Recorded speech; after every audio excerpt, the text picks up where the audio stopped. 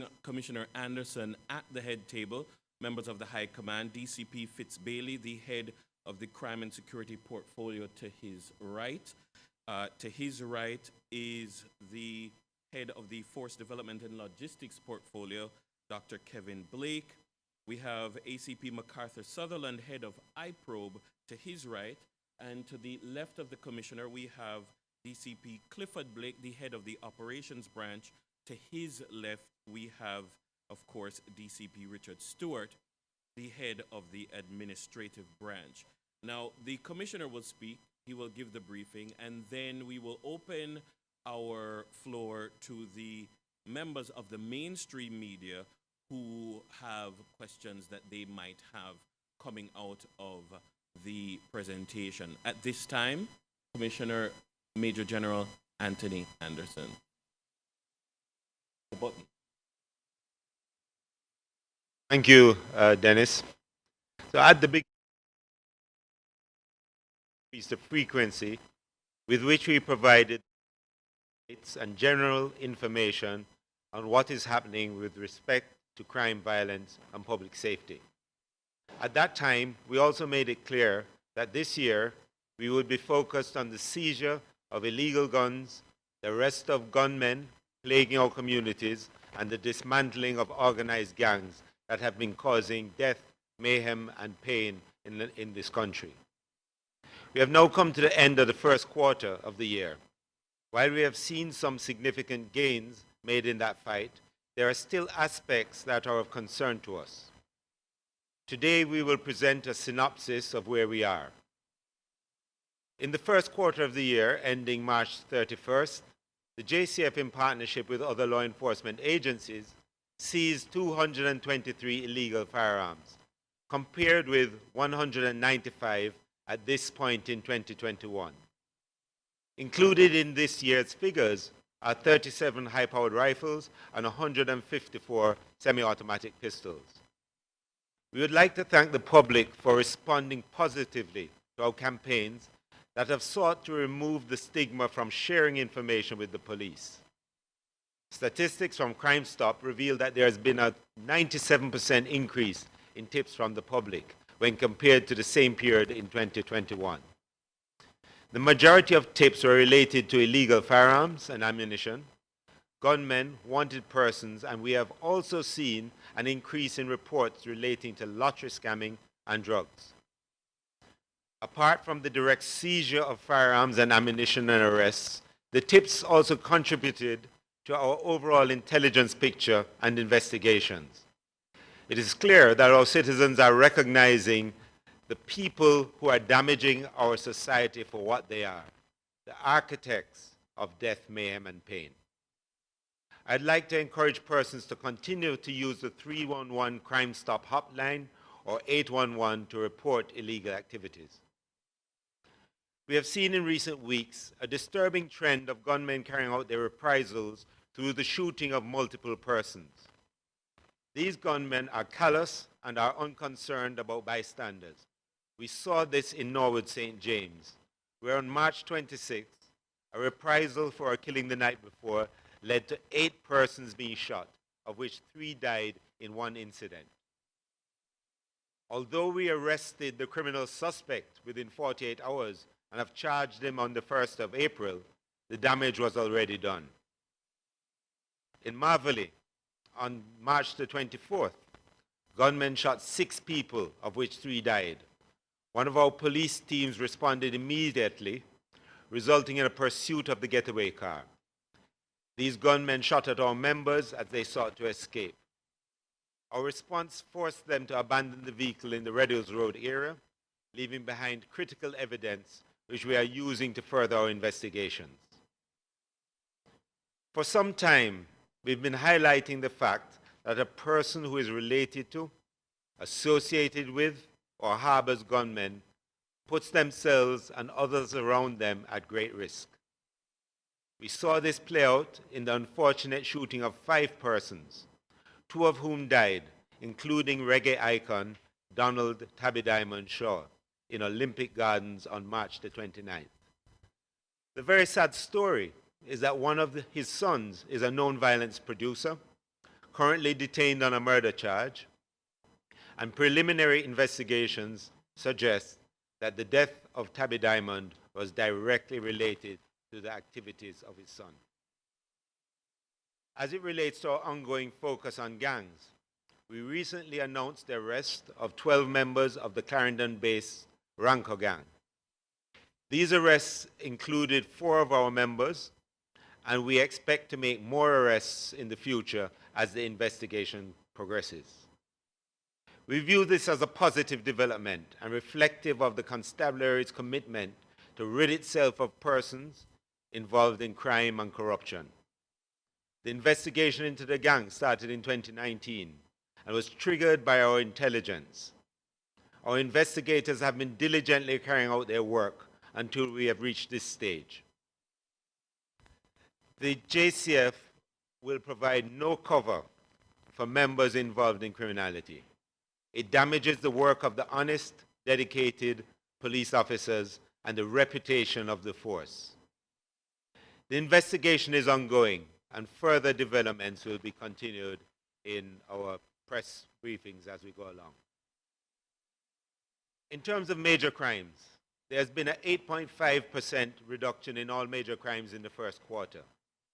As of March the 31st, murder was down 3%, with shootings down 16%.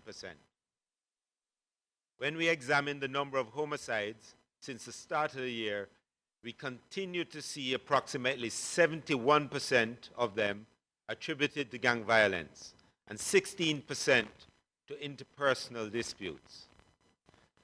At this time, the western end of the island, Police Area 1, is our main concern, which currently accounts for about 35% of the nation's murders this year. In the past week, we have had to pivot and initiate a series of operations across western Jamaica. Based on analysis, we expect to see a quelling of this negative trend in this quarter. That is between now, April to June. There are 2 other matters of concern that I'll raise.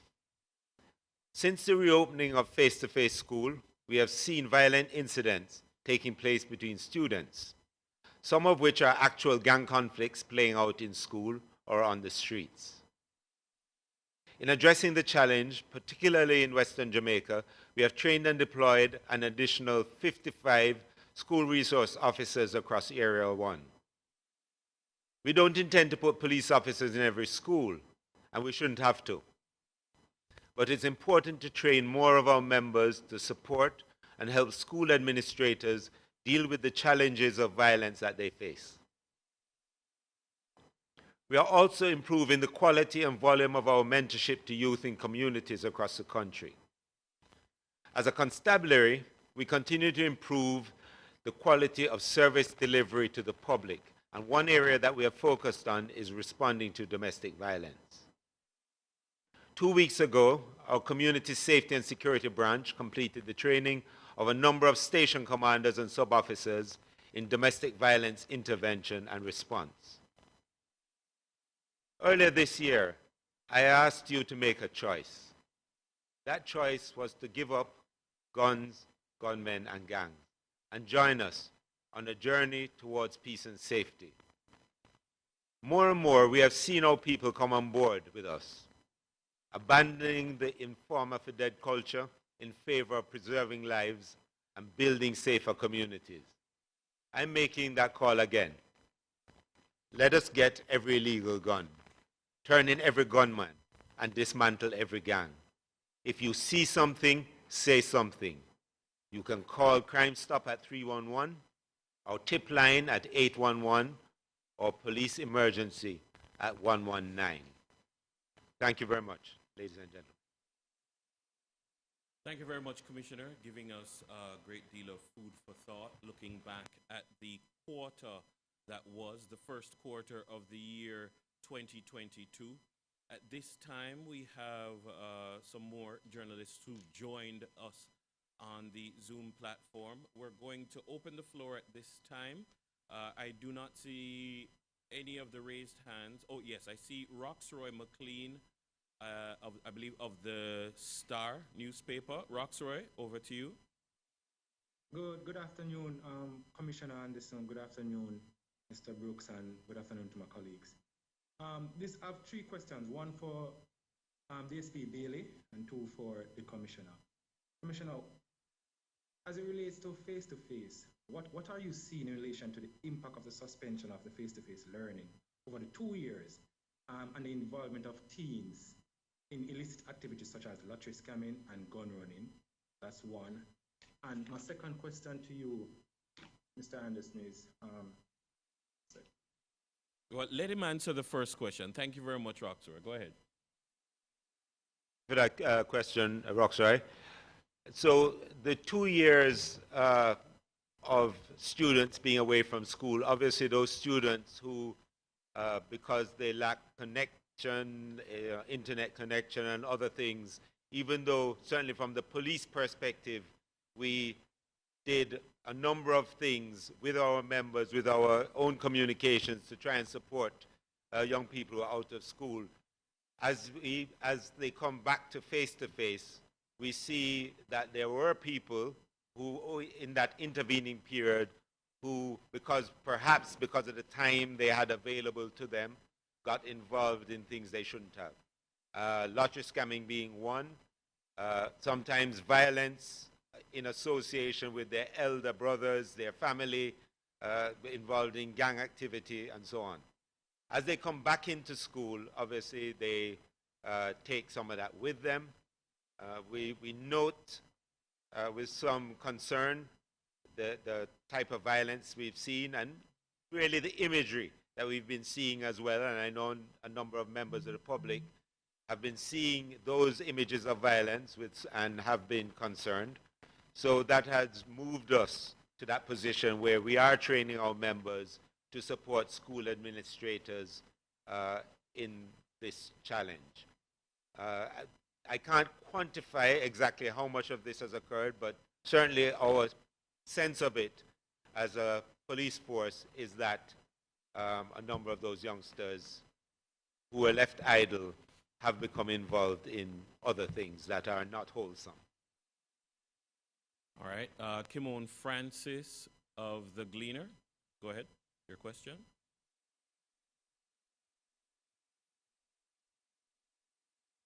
Good afternoon. Thanks, Dennis. Two questions. The head of the Police Federation has suggested that there's a correlation between poor remuneration and corruption in the force. Is he correct in his assessment? And also, does the recent revelation of police officers being linked to gangs not further erode confidence in the JCF? I ask this in light of the police commissioner inviting Jamaicans to give up the gang. Well, the recent arrest of police officers involved in the gang, to me, doesn't suggest that we should not trust, but suggests that we should trust. The fact of the matter is that we as a police force investigated these gangs, found that our members were involved, included them in the arrests, and we'll continue to do this. The truth of the matter is that we are determined, we are committed to ridding ourselves of persons, of police officers who are involved in criminality and corruption. And that is a good thing. This is not another agency pointing out our errors and arresting our people. This is us, members of the JCF, who want to guard their reputation jealously, who have been doing their work diligently, and their reputations are being damaged by these people, and they are saying that this is enough of this, and they are going to put their colleagues and other members behind bars if necessary to deal with this issue of gangs. So I think that's really a good sign. And as we go along, if we have other members involved, and we suspect some others, as the investigations continue, we will continue this process of arresting them and putting them and charging them and putting them before the courts. Now, the charges that are likely to arise out of this gang activity are about major crimes, serious criminal activities. Up to and including in some instances murder, or attempted murder, extortion, robbery, and so on. There is absolutely no excuse for any police officer to get involved in this. And remuneration has nothing to do with this criminal activity whatsoever. They are criminals. And in their criminal endeavors, more than likely they'll make more money than we can ever pay them. We have many officers who they all get the same pay at the same levels. And vast majority of our officers do not descend to get involved in criminal and corrupt activities. They work with what they have. We have been lobbying. The Federation has been lobbying. The High Command has been lobbying to look for better circumstances for our officers. And I believe that we will get those circumstances if what the government has been saying is any indication. We will not be able to outpay corruption and criminality. So we have to root it out. We have to be committed as members of this force that we will not abide persons who are involved in these things to be in our midst. So no, remuneration does not make people into criminals. They were criminals already, and we need to get rid of all of them out of our force. Thank you very much, Commissioner. There is a question from IRI FM via text on the Zoom line. It says, good afternoon. There was an alleged police shooting of a taxi operator in Portmore St. Catherine this morning. Do you have the details of this incident? Is there anything that we can share on that matter?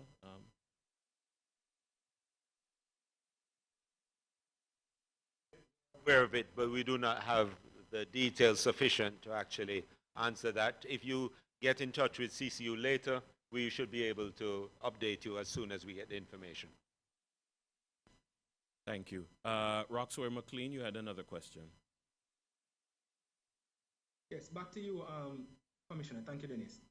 Can you provide an assessment, a full assessment of the anti-gang task force? That is the amount of guns seized and arrests made since the campaign started. And my question to DSP Bailey is that what will it take to cauterize the bleeding in Western Jamaica, particularly St. James, Westmoreland, and Trelawny?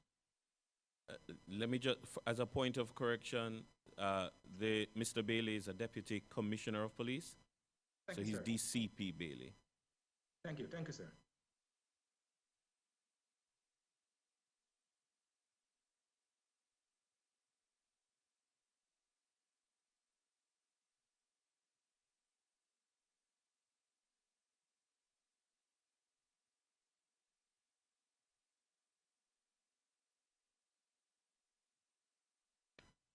Roxroy, could you just clarify your first question, please?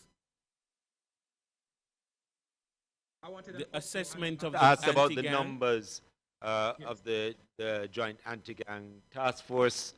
I don't have them right in front of me, but we can give you, we'll just get part of the production team to look up those numbers. What I can say is that their work has been ongoing, and a number of the firearm recoveries, the arrest of wanted persons have been as a result of the activities of the Joint Anti-Gang Task Force.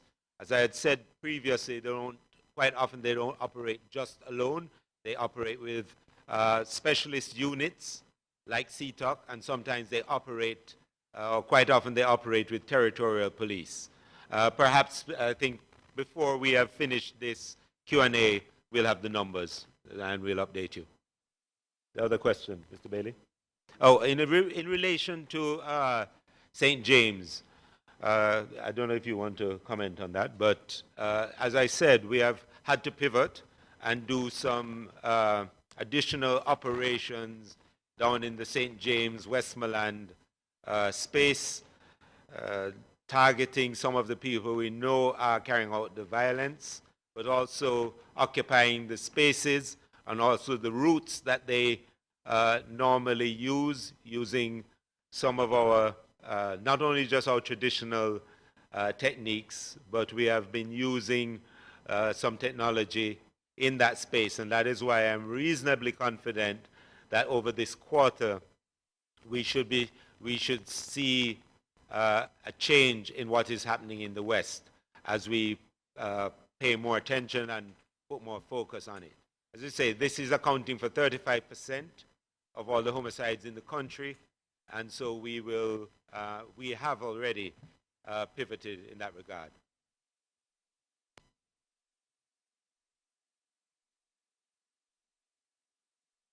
Kimon Francis, go ahead. And there were 80 Indicom reports submitted to the JCF between January 2018 and June 2021, with recommendations for disciplinary proceedings to be considered and/or instituted for 108 officers. Now, Indicom has reported that there were no disciplinary hearings reported for the cases submitted to the JCF between that time. Why is this so? Also, does the release of one of the suspects in the police-led Ranker gang days after the announcement of the bust suggest a lack of due diligence from JCF in shoring up the witnesses? Kimon, the first question, I'll have DCP Richard Stewart, DCP Administration, answer that one, and then the second question, I'll have DCP Fitzbailey answer that one. I just wish to start off by indicating that the fact that there has not been large numbers of hearings is not a commentary on our commitment with respect to discipline. And I would start off by saying that for the entire year, last year, we had 360 orderly room charges, ended with 314 convictions. By way of non-reenlistment, we refused the reenlistment of 17 members for disciplinary concerns. And in terms of the larger hearings, we have had 46 of those for the year. However, the representation from Indicom was not that significant, and that is due to inherent difficulties arising from how the investigations that Indicom presented started in the first instance. That notwithstanding, we have had a meeting with Indicom, and we have decided on a course of action that will work through some of the difficulties and will determine another course with respect to some of those that cannot be dealt with now because of legislative reasons.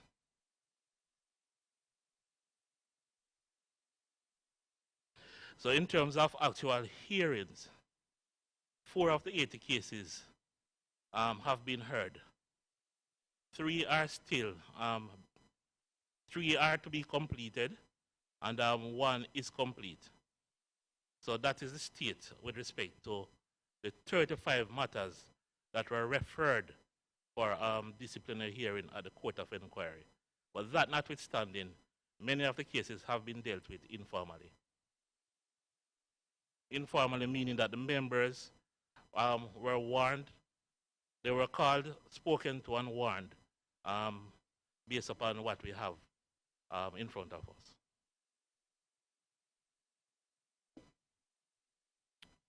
In relation to the release of one of the persons who was taken 2 Fridays ago in relation to the Ranko gang, this is not anything unusual in policing. From time to time, persons are taken into custody, and during the process of interview, having done the interview, the person may have given a plausible explanation or alibi, and as a consequence of that, we have to release the individual. In the instant case, the individual was taken in. He went through a process of interview.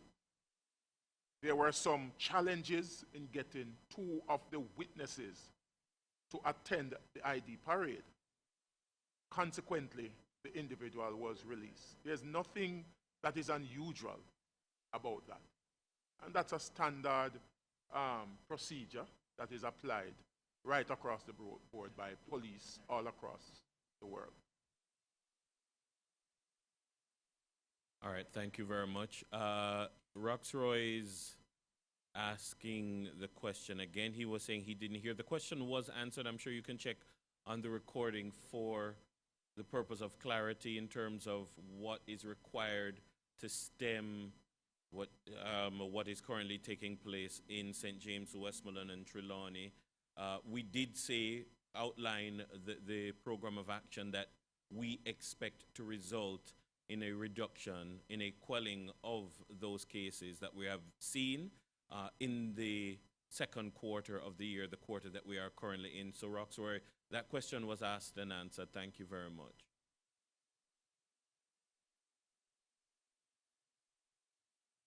Roxroy, I don't know if it answered your question fully. The truth of the matter is we will use every tool and law that we have at our disposal to deal with this violence in Western Jamaica. What we're seeing play out is a result of lottery scamming, money that purchases guns, the money from drugs that purchases guns, the money from extortion that purchases guns, and largely these guns are turned on rivals, but also on their families, and that is what's accounting for this killing. The killing between gangs and their associates, their relatives, and other persons who are in those communities that are most vulnerable. To that extent, we have put additional resources. We have used the laws we have, but also we've had to pivot, as I said recently, which means we have to change some of the things we are doing, the details of which I'm not going to say clearly, but we expect to see this trend by this quarter, over this quarter, start to shift away from this increase in Area 1 to start to stabilize it and bring it under some control as we deal with lottery scamming and the persons who are using these results, this benefit from scamming in this way of really getting guns and forming themselves into gangs to carry out acts of violence against each other largely. It's a significant problem for us, and we're recognizing it. And so we have done or are doing what is necessary, including some technology that we're applying to the problem, apart from our tactics, to get this result. So we'll watch it over the next 3 months as we see some of these things that we're implementing starting to take hold of the situation. Thank you very much, Commissioner. Prince Moore of RJR, he has a question, showing a raised hand. Prince, go ahead. Good afternoon. I kind of missed a part of the Commissioner's statement on the death of Tabby Diamond. I just want to find out, has a suspect been identified and is anybody being sought in relation to his killing? Sure. DCP Bailey, you'll take that question. I would just say that we have a person of interest and the investigation is advancing. I don't want to comment much further on that. All right. I do not see any further raised hands. So at this time, I will thank the members of the public. Is there anything that has arisen that you'd want to comment?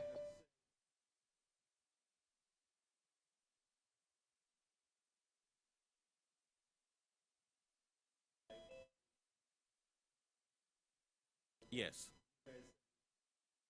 Certainly, we will publish. So thank you very much, ladies and gentlemen, for your participation. Thank you very much for your interest. All right, before I wrap up, there is one question that I will take. I'm assuming that is Stevian Sappleton. Mrs. Sappleton, go ahead. No?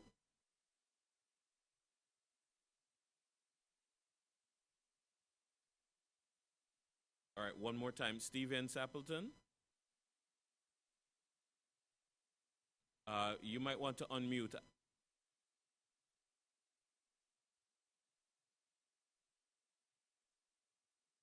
Okay, can you hear me now? Yes. Okay, good. All right, right. Sorry I'm late. So I want to ask the question, where are we now in terms of the procurement of body cameras? We should have, in this year's budget that's just started, we had sought to procure 1,000 body cameras to add to what we have, which is about 400 at the moment. And so that's where we are. As you say, this discussion around body cameras, at the moment, our members use the value of body cameras to our members is significant, because at most of the scenes that they find themselves at, the only people without a camera is our people. So wearing body cameras protects our officers and also protects the public. I'd said previously that we had committed to this rollout of body cams. Of course, it's not a cheap venture, it's an expensive venture. And first we had to create the back end. We did that. So we have a data center that can capture the images of thousands of cameras.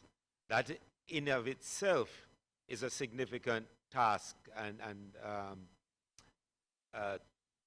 rollout. Now, subsequent to that, it's really to just purchase the cameras as we go along and fit them on our members. But that's not the only call, as you can imagine, on our budget. So we have to phase how we do body cameras. At the same time, we have to look at how we get devices in our officers' hands that can allow them to identify persons who are wanted, persons who are who have outstanding warrants for one reason or another, and have information at their fingertips that can allow them to protect themselves, one, because they know who they're stopping, they know an address they're going into. And so we have to get these devices into our members' hands. We have to get our automated traffic ticketing system going. We have to, at the same time, we're still putting in place our station record management system and CMS. All of this connectivity has to be done out of the budget.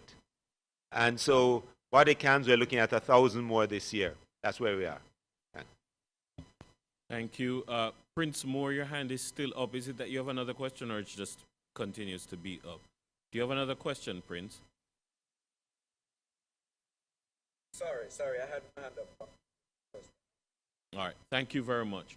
All right. I believe that concludes the press conference for today. I was saying that I'd like to thank the members of the media for their questions, for their interest. I look forward to the stories that will emanate and the conversation that will generate about matters of national security. We brand ourselves as the force for good, and we are committed to the transformation not only of the organization but of the society in general, and we can only do that through your partnership. So thank you very much for carrying the story, the narrative that is the transformation of the JCF. We continue to work for you. On behalf of all of us here, have a good day.